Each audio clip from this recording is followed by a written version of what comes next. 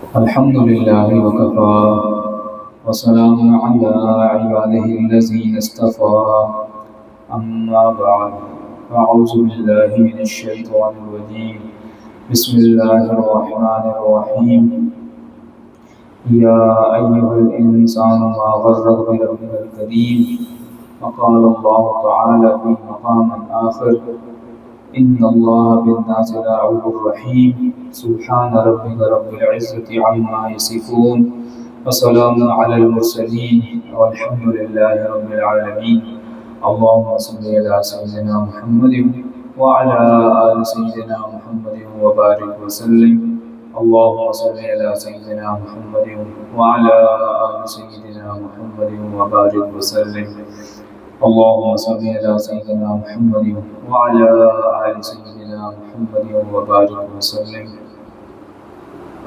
اللہ رب العزت کی بہت سی صفات ہیں۔ اگر ساری دنیا میں جتنے درخت ہیں ان تمام کے تمام درختوں کی کلمیں بنا لی جائیں، قلم جیسے لکھا جاتا ہے، اور دنیا میں جتنا پانی ہے، سمندر ہے، ان تمام کو سیاہی بنا لیا جائے اور اللہ رب العزت کی جو ہے تعریفیں لکھنا شروع کی جائیں اور لکھتی جائیں، لکھے جائیں یہاں تک کہ تمام کلمیں ٹوٹ جائیں اور تمام سیاہی ختم ہو جائے، لیکن پھر بھی اللہ رب العزت کی جو تعریفیں ہیں وہ ختم نہیں ہوتی۔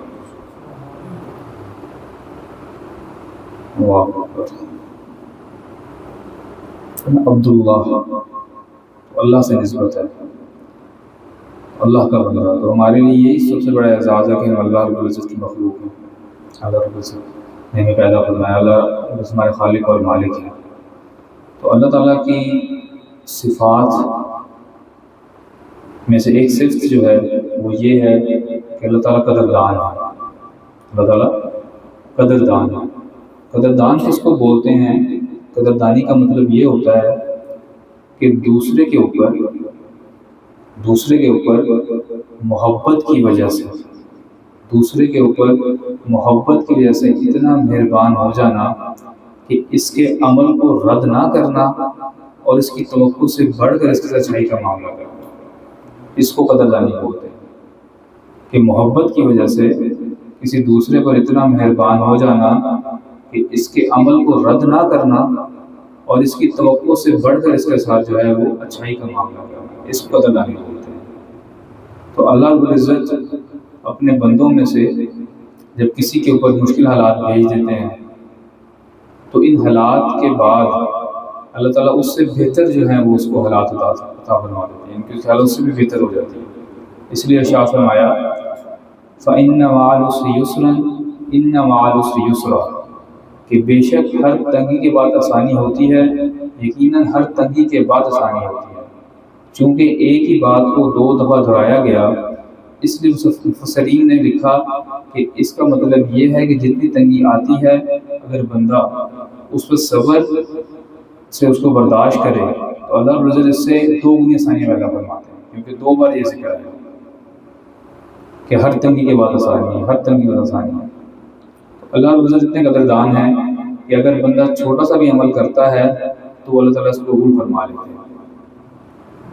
اللہ تعالیٰ اتنے قدردان ہے کہ انسان چھوٹا سا بھی عمل کرے تو اللہ تعالیٰ اس کو قبول فرما لیتے ہیں۔ اب دیکھیں بادشاہوں کے ہاں دستور یہ ہوتا ہے کہ اگر کوئی چھوٹی چیز لے کے جاتا ہے نا بندہ تو بادشاہ اس کو اپنی شان میں گستاخی سمجھتے ہیں، یا تم یہ کہہ لے کے آ گئے میرے سامنے، وزیر اعظم کو جا کے آپ 10 روپے پکڑا دیں تو کیا کہے گا وہ؟ یا تم نے میری توہین کی ہے۔ لیکن اللہ رضا یہ معاملہ نہیں ہے، آپ سبحان اللہ کہہ دیں، راستہ سے خریدی چیز بھی ہٹا دیں تو اللہ تعالیٰ اس کی بھی قدر کرتے ہیں، اللہ اس بھی اجر عطا فرماتے ہیں۔ اللہ اکبر کبیرہ۔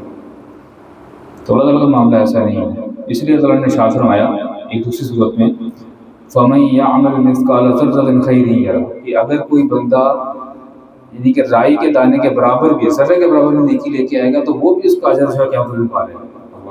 اللہ اس کو بھی قبول فرماتے ہیں، جس کو قبول فرمائیں گے اسی کو اجر دیں گے نا، جس کی نیکی ضائع ہوئی تو اس کا تو اجر نہیں ہے۔ کیا مطلب کہ ذرے کے برابر بھی نیکی ہوئی تو بھی اجر ملے گا، یعنی اللہ تعالیٰ اتنے قدردان ہے۔ تو عمل انسان چھوٹا سا بھی کرتا ہے تو اللہ اس کو بھی قبول فرماتے ہیں۔ اللہ تعالیٰ نے دستور جو ہے وہ قرآن میں فرما دیا، کیا انی لا اضیع عمل عامل منکم من ذکر او انثی، بے شک تم میں سے کوئی مرد ہو یا عورت تو میں اس کے کیے ہوئے عملوں کو ضائع نہیں کرتا۔ کوئی بھی بندہ ہو چاہے مرد ہے یا عورت، وہ نیک عمل کرے گا تو اللہ رب العزت قرآن میں فرما رہے ہیں، سورہ آل عمران کی آیت ہے 195۔ یہ سورہ آل عمران کا جو آخری رکوع ہے نا، اس کو ہمارے پیارے آقا صلی اللہ علیہ وسلم جب بھی تہجد ٹائم اٹھتے تھے تو وضو کرنے کے بعد آسمان کی طرف دیکھ کر تو یہ جو آخری رکوع ہے یہ پڑھا کرتے تھے۔ اس کو آپ پڑھیے گا تو ترجمہ پڑھیے گا، بڑی پیاری آیتیں ہیں۔ اسی میں یہ آیت ہے کہ اللہ تعالیٰ فرماتے ہیں کہ تم میں سے کوئی بھی شخص جو مرد ہے یا عورت وہ عمل کرتا ہے تو اللہ تعالیٰ اس کے عمل کو ضائع نہیں کرتے۔ یہ بڑی بات ہے۔ آپ دیکھیں کہ دفتر میں ہمارے پاس کلیریکل اسٹاف بھی ہوتا ہے۔ اب کلیریکل اسٹاف جو ہے نا وہ اپنے افسر کے سامنے کوئی لیٹر لے کے جاتا ہے نا، لکھ کے لے کے جاتا ہے، وہ اس کو ایک بار لکھتا ہے، دیکھتا ہے اس میں غلطی تو کوئی نہیں ہے، اس میں خوبصورت لگ رہا ہے، صحیح ہے، کوئی مسٹیک تو نہیں ہے، پھر لے کے جائے گا۔ اگر اس میں غلطی ہے تو اس کو پھاڑ کے ڈسٹ بن میں پھینک دے گا، پھر نیا لکھے گا، حتیٰ کہ تو صحیح نہیں ہو جاتا۔ اور اگر یہی وہ کلرک وہ لکھ لے اور اس میں غلطیاں بھی ہیں اور جا کے جو ہے وہ افسر کو کہے کہ بھائی یہ میں نے لکھ لیا ہے، اس کو خود ہی صحیح کرنا اور اس کو پڑھ لیں، دستخط بھی کر دیں اور صحیح بھی کر لیں، تو کیا افسر قبول کرے گا؟ افسر قبول کرتا ہے؟ ہم اسی شعبے سے تعلق رکھتے ہیں، ماشاء اللہ یہاں بیٹھے ہیں، تو کیا ایسا ہوتا ہے؟ نہیں، ایسا نہیں ہوتا۔ افسر قبول کہتا بھائی غلطی ٹھیک کر کے لے کے۔ تو اللہ تعالیٰ کی شان کیا ہے کہ بندہ عمل کرتا ہے اور اس میں اگر غلطی بھی ہو تو اللہ تعالیٰ کیا کہتے ہیں کہ میرے بندے نے غلطی کی ہے تو ایسا نہیں کہ دوبارہ سے عمل کر کے لے، اللہ تعالیٰ غلطی کو معاف کر دیتے ہیں۔ مثال سمجھیں، آپ نماز پڑھ رہے ہیں، نماز میں آپ کو دنیا کا خیال اتنے آ گیا کہ آپ یہ بھول گئے کہ کتنی رکعتیں پڑھی ہیں آپ نے، 3 پڑھی ہیں کہ 4 پڑھی ہیں، تو شریعت کیا کہتی ہے؟ بھائی اپنے دل میں غالب گمان کر لیں کہ کس طرف کتنی پڑھی اور آخر میں سجدہ سہو کر لیں۔ آنے کی ہونا کیا چاہیے تھی؟ بھائی غلطی ہو گئی ہے، تم میرے سامنے کھڑے ہو، اللہ تعالیٰ فرماتا ہے تم میرے سامنے کھڑے ہو اور تم دنیا میں اتنے محو ہو، تمہیں تو توجہ نہیں ہے، چلو دوبارہ سے نماز پوری پڑھو۔ کیسے ہے دوبارہ سے نماز پوری پڑھو؟ نہیں، اللہ تعالیٰ نے جو محنت کی اس کو ضائع نہیں کیا۔ چلو تم سے غلطی ہو گئی ہے، تمہارا دھیان ادھر چلا گیا، کوئی بات نہیں، سجدہ سہو کر لینا اور پوری نماز پڑھ لو۔ سبحان اللہ، کیا بات ہے۔ اس طرح سے بندہ کسی ایسی جگہ پہ چلا گیا کہ جہاں پر آسمان پر بادل ہیں اور درخت ہیں، اس کو قبلے کے سمت کا اندازہ نہیں ہو سکتا، ٹھیک ہے؟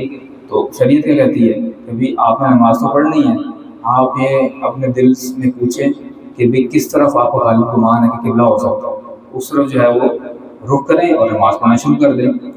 اب نماز پڑھنے اپنی شروع کر دی، ابھی 2 رکعتیں پڑھی تھی، 2 رکعتیں رہتی تھی کہ آسمان سے بادل ہٹ گئے اور آپ کو پکا لگ گیا کہ اچھا قبلے کی سمت تو بالکل پیچھے تھی، میں تو قبلے کو خالص میں پڑھ رہا تھا۔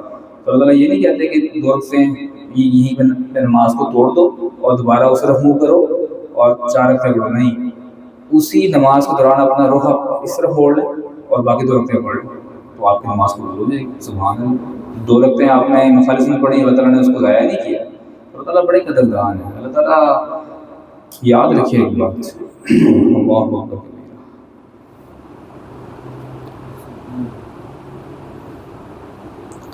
اللہ تعالیٰ جو ہے نا وہ کسی کے عمل کو ضائع نہیں کرتے، اللہ تعالیٰ کسی کا قرض نہیں رکھتے، کبھی قرض نہیں رکھتے۔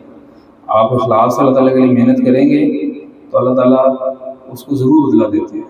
یہ اللہ تعالیٰ کی عادت ہے، بندہ محنت سے کام کرے، اللہ تعالیٰ کے لیے کام کرے، یہ ناممکن ہے کہ اللہ ضائع کرے، ایسا ہو نہیں سکتا، اللہ تعالیٰ ضائع نہیں کرتے بندے کو۔ آپ دیکھیں دنیا میں جو لوگ ہوتے ہیں، امیر لوگ ہیں وڈیرے، وہ کیا کرتے ہیں؟ اپنے ماتحتوں سے کام پورا لیتے ہیں لیکن ان کو تنخواہ واضح پوری نہیں دیتے، ان کو اجرت پوری نہیں دیتے۔ لیکن اللہ تعالیٰ کے ہاں کیا ہے کہ بندہ عمل کرتا ہے، محنت کرتا ہے تو اس کو فوراً پھل مل جاتا ہے۔ آپ ذرا ایک بات پہ غور کریں، بڑے سوچنے کی بات، میں نے اس بات کو پڑھا تو میں تھوڑی دیر تک تو سوچتے ہی رہ گیا، میں آپ کے سامنے بھی جو ہے اس کو رکھتا ہوں۔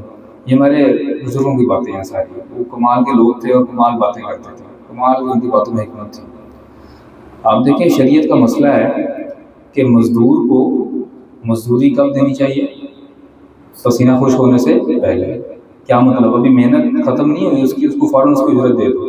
یہ کون فرما رہا ہے؟ اللہ رب العزت فرماتے ہیں کہ جی آپ مزدور کی مزدوری اس کے پسینہ ختم ہونے سے پہلے اس کو دے دو. اب سمجھنے والی بات ہے کہ اللہ تعالیٰ کا دین ہے، اللہ تعالیٰ محنت کش کی مزدوری کو فوراً عطا کر رہا ہے.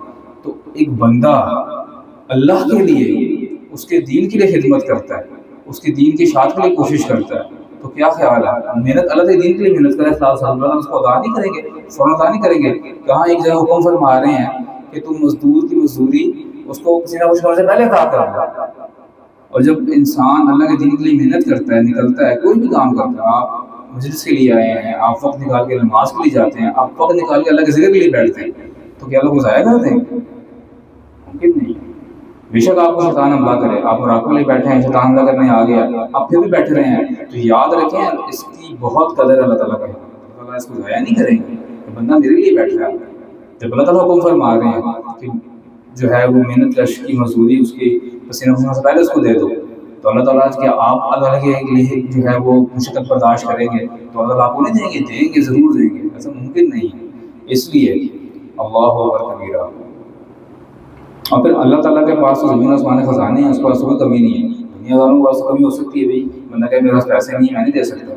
اللہ تعالیٰ کے پاس تو اللہ فرماتے ہیں وَلِلَّهِ خَزَائِنُ السَّمَاوَاتِ وَالْأَرْضِ، اور آسمان زمین خزانے تو اللہ کے پاس ہیں. اللہ تعالیٰ کے پاس تمام چیزیں موجود ہیں. اللہ اکبر کبیرہ.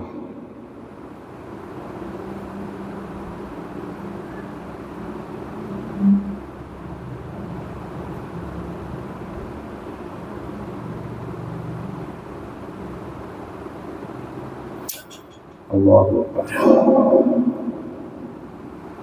آپ دیکھیں کہ مالدار لوگ ہوتے ہیں نا، تو ان کے گھر کوئی کام کرنے آتا ہے نا، تو وہ بندے کو نا بعض کا اجرت سے زیادہ پیسے دیتے ہیں. کام 100 روپے کا ہوگا، 200 روپے اڑا دیں گے، یار میری طرف سے لے دو. بھلائی کا معاملہ کرتے ہیں کہ وہ اس لیے دیتے ہیں کہ کل کوئی بات نہ کہہ سکے کہ میرے پاس بندہ کام کرنے آیا تھا اور جو ہے نا یہ بات کرے جس میں پیسے نہیں دیے. اللہ اکبر. تو اس لیے ہمارے سنایا کرتے تھے کہ قیامت کے دن کوئی بندہ کھڑا ہو کے اللہ تعالیٰ کو یہ نہیں کہہ سکے کہ یا اللہ پاک میں نے یہ کام آپ کی رضا کے لیے کیا تھا اور مجھے اس کا بدلہ نہیں ملا. قیامت والے دن کوئی بندہ اللہ تعالیٰ کو کھڑا ہو کے نہیں کہہ سکتا کہ یا اللہ میں نے یہ کام آپ کی رضا کے لیے کیا تھا اور مجھے اس کا بدلہ نہیں ملا. نہیں کہہ سکتا. تو جو دعائیں آپ مانگیں گے ضرور قبول ہوں گی، آپ کو ملے گا. ایسا ہو نہیں سکتا آپ اللہ سے اخلاص سے مانگیں ان کی نہیں کرا مل جائے گی، ضرور ملتا ہے. اللہ تعالیٰ بہت قدردان ہے. اس لیے اللہ نے فرمایا کہ تم میں سے کوئی بھی جو ہے عمل کرنے والا ہو، مرد ہو یا عورت، اللہ تعالیٰ اس کے عمل کو ضائع نہیں کرتے ہیں. اللہ تعالیٰ تو بڑی قدردان ہے. سبحان اللہ.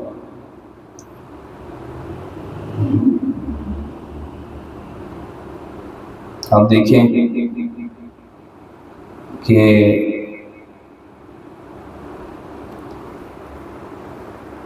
خانہ کعبہ حضرت ابراہیم علیہ السلام نے اس کو بنایا. سبحان اللہ. اللہ کا گھر بنایا. اللہ تعالیٰ نے اس کا قرآن ذکر کیا وَإِذْ يَرْفَعُ إِبْرَاهِيمُ الْقَوَاعِدَ مِنَ الْبَيْتِ وَإِسْمَاعِيلُ رَبَّنَا تَقَبَّلْ مِنَّا. اور یاد کرو جب اٹھاتے تھے ابراہیم بنیادیں خانہ کعبہ کی. سبحان اللہ. وہ خانہ کعبہ یہ وہی اسی بنیادوں پہ کھڑا ہوا ہے جس بنیادوں پہ ابراہیم علیہ السلام نے اس کو کھڑا کیا تھا نا، اسی بنیادوں پہ یہ وہی جگہ ہے. اللہ تعالیٰ آپ لوگ وہاں پہ لے کے جائے. آپ وہ منظر دیکھیں گے تو جو آپ کی کیفیت ہوں گی نا وہ آپ شاید زبان سے نہیں بول سکتے.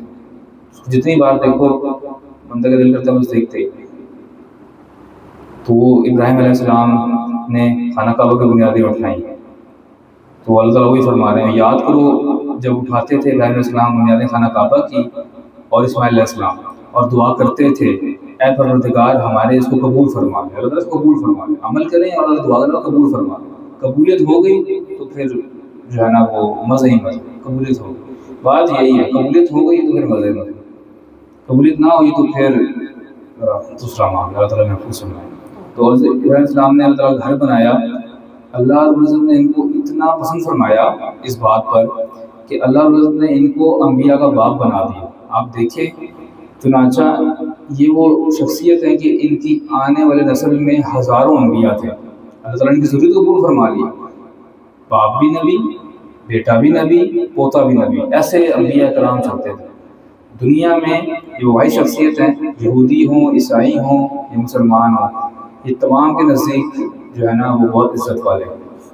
حضرت علیہ وسلم کو ہر مذہب کے لوگ مانتے ہیں، چاہے وہ یہودی ہوں، چاہے وہ نصرانی ہوں، عیسائی ہوں، چاہے وہ ہم مسلمان تو مانتے ہیں۔ آپ دیکھیں کہ کتنے انبیاء چلائے کہ حضرت جو ہے وہ اسحاق علیہ السلام سے پوری کی پوری جو ہے وہ چلتی ہے لڑی، اور وہاں پہ انبیاء اور حضرت اسماعیل علیہ السلام سے اللہ تعالیٰ نے آخری نبی کو بھیج دیا، ان کے آخری نبی بھی جو ہے وہ ان کی امت میں سے۔ سبحان اللہ، اندازہ کریں کتنی قدر ہے، اللہ نے گھر بنایا تھا، قدر نہیں دیکھیں کتنی بڑی کی ہے کہ پوری ذریت کو قبول فرما لیا، انبیاء جو ہے بھیج دی۔ اللہ اکبر۔ اللہ تعالیٰ نے فرمایا قرآن میں انی جاعل للناس اماما، للناس اماما، میں نے آپ کو تمام انسانوں کا امام بناتا ہوں۔ اور پھر دیکھیں جہاں پر جس پتھر پر کھڑے ہو کے اللہ تعالیٰ کے نبی نے یہ بنائے، یہ گھر اللہ تعالیٰ کا بنایا، اللہ تعالیٰ نے اس پتھر کو محفوظ کر دیا۔ اللہ ناصرہ محفوظ کیا، ان کے قدم محفوظ ہیں، وہاں جائیں آپ دیکھیں، اپنی آنکھوں سے دیکھیں گے وہ قدم مبارک محفوظ ہیں، بڑے بڑے قدم مبارک۔ نہ صرف اس قدم کو محفوظ کیا بلکہ یہ بھی کہہ دیا کہ یہاں پر 2 رکعت نماز پڑھو، یہاں پر ادا کرو، نماز ادا کرو۔ سبحان اللہ۔ وَاتَّخَذُوا مِن مَقَامِ إِبْرَاهِيمَ مُصَلًّى، اور بناؤ ابراہیم کے کھڑے ہونے کی جگہ کو نماز کی جگہ۔ سبحان اللہ، اللہ تعالیٰ کا یہ جگہ ہے تو اس پہ تم نہ کھڑو گے، یہاں میری عبادت کرنی ہے۔ سبحان اللہ، کیا بات ہے، اللہ تعالیٰ کے عطا کی بات دیکھیں۔